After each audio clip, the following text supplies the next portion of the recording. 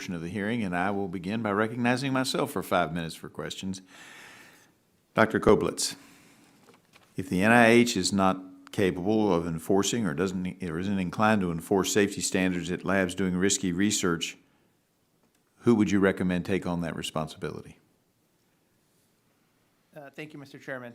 I think what we need in this country is an overhaul of the biosafety, biosecurity, and duties research oversight system, which would be best placed in an independent agency that would be able to conduct that oversight, as well as conduct the kind of research that both Dr. Casagrande and Dr. Hawley talked about being needed.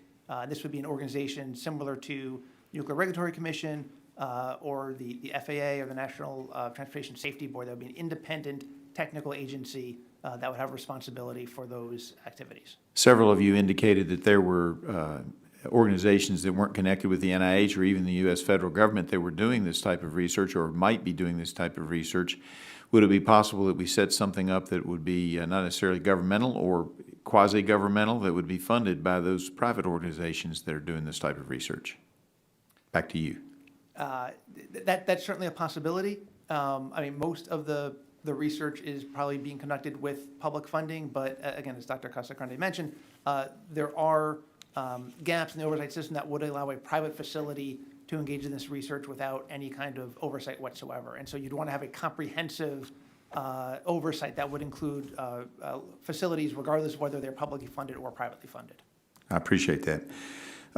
We have incomplete data that suggests, and some of you all have suggested, that there are accidents in the biosafety labs, that it's not necessarily such a rarity, but how do we start to get a more complete count of the number of accidents and incidents at high containment labs? Dr. Casagrande, do you want to start?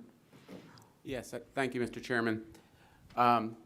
A good accounting of not just incidents that have occurred, but also the near misses would help us to learn from the incidents that inevitably will occur and prevent their repetition, and also start studying their root causes and most effective ways to mitigate them. And you think we need federal legislation that indicates, I think both you and Dr. Koblitz indicated, we need federal legislation that would require the labs, whether they be government or private, to report these near misses or accidents? A database that's missing a big portion of the data, that would be what's drawn from the private sector, would be less robust than one that contains all the data, obviously. And some of the research environment in the private sector is different from the academic sector. For instance, their personnel is much more stable. They don't have as much turnover as you do in academia, so they're probably going to suffer different risks. So cutting them out would not be adequate. All right, I appreciate that. Mr. Pecos, can you explain the necessity of progress reports when conducting research in biosafety laboratories? Absolutely. I think it demonstrates progress of research. It demonstrates areas of research and directions of research. Oftentimes, directions of research do change from the initial proposal that was submitted, and progress reports are a great way for regulatory agencies, funding agencies, to keep track of how those changes are going forward and whether there was a major change in direction of research. And if we're missing progress reports, shouldn't we pause the study or the research until the progress reports can be completed and evaluated? Yeah, progress reports are essential, I think, for monitoring research. So when you don't have them, you should put a stop to it. All right, Dr. Hawley, I understand that you reviewed some of the biosafety sections of the recently released Senate report, and you were quoted in the Washington Post as saying that the Wuhan Institute of Virology had imprudent laboratory practices, and it was very, very apparent that the Wuhan Institute of Virology's personnel's biological safety training is minimal. Is that correct, and can you expand?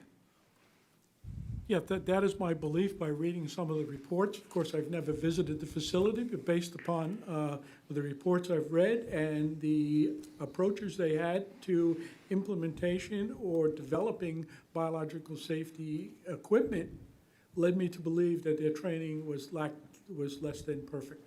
And when you say that there was some equipment missing, you're talking about the air incinerator that was not installed until late 2019? Yes, sir. Yeah. That's a real concern, isn't it? It is, because the air incinerator technology was replaced by the HEPA filter in the 1950s, early 1960s. We had an air incinerator from our aerobiology building at Fort Detrick, and that was eventually closed down, again, because of the advent of the HEPA filter. Not only that, because of the cost and maintenance involved. So they weren't doing anything, as I understand it, and then they put the air incinerator in, which was 1950s or 1960s technology when there was better technology available. Isn't that what you're saying? And at Yes, times, sir. I believe that they implemented the air incineration because of their lack of reliable data regarding the killing of organisms in their primary procedures, such as using an autoclave. yeah, kind of like shutting It the was- barn door after the It was a horse is already out. redundant move. Yeah. Yes, sir. I yield back to, and now recognize the ranking member of the ranking member of the subcommittee, Ms. Gaster, for her 5 minutes of questions. Thank you, Mr. Chairman.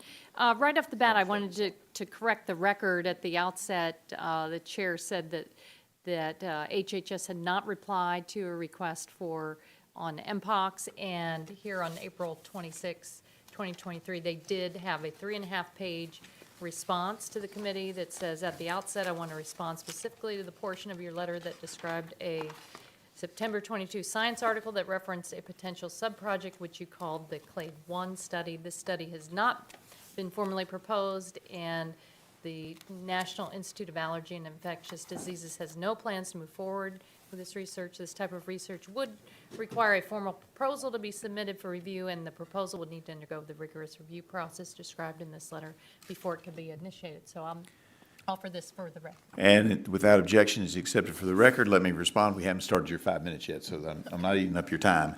That while we received that response almost 6 months after our initial request, we still did not get an answer as to what their deliberations were. Clearly, they've now told us they weren't moving forward. The problem is that this is not meaningful cooperation or meaningful input with the Committee of Jurisdiction, and accordingly, I stand by my opening comments. All right, back to you, Ms. Gaster. Okay, thanks.